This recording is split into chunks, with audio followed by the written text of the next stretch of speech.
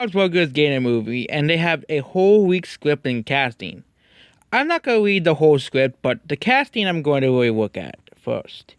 So here is the cast. So John Benjamin as Bob Belcher, John Robert as Venda Belcher, Kristen Sahal as Louis Belcher, Eugene Mirman as Gene Belcher, and Dan Mintz as Tina Belcher, Barry Murphy as Teddy, Jay Johnson as Jimmy Pesto Sir, H. John, the same guy as Jimmy Pesto Jr., as Bob Betzer, Sarah and Laura Silverman as Andy and Ollie, Sam Hayes-Cedar as Hugo, David Herman as Spencer Fond, Kevin Kline as, of course, Kevin Fitzhonda, David Spade as Roy Randalls, Tom Sparrock as President Sarek.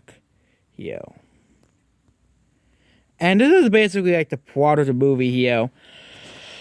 One summer near a beach near Wonderwolf, Raider Kinney finished a concert, tried to engage the audience about the environment, angry the audience about throwing trash into throwing trash at them, causing the pools in the rink to roll and sink. So it's basically a movie about environmentalism. Basically, here. And basically, Grandpa Al has spiritual experience and practically prophesizes the disaster that will befall the area.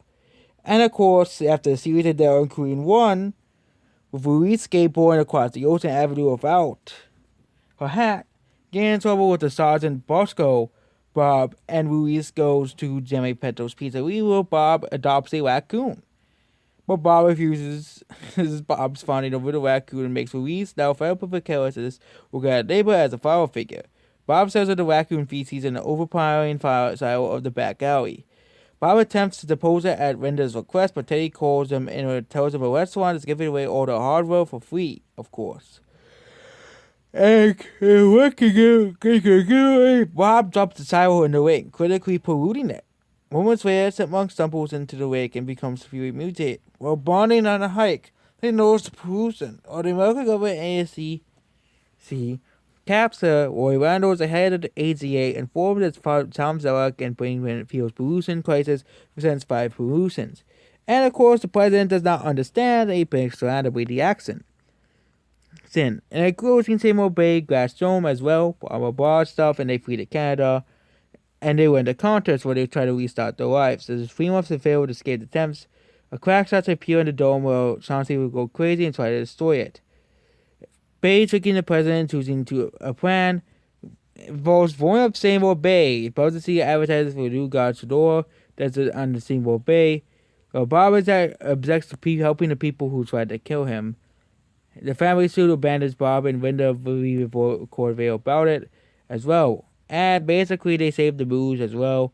And then now they want to save the town as well. So they enter the door, it descends on his robe, knocking and kicking, escaping people when the bomb off.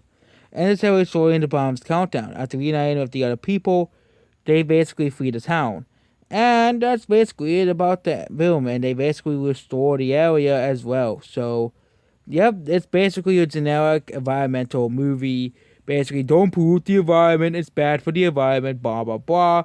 Again, who asked for a Bob's Burgers movie? No, nobody wanted one.